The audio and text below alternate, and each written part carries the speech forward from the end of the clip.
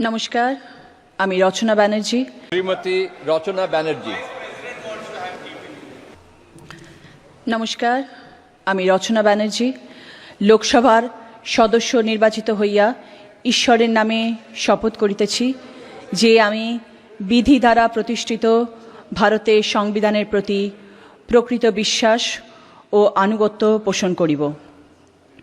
আমি ভারতের সার্বভৌমত্ব ও সংহতি রক্ষা করিয়া চলিব এবং যে কর্তব্যভার আমি গ্রহণ করিতে চলিয়াছি তাহা আমি বিশ্বস্তভাবে নির্বাহ করিব।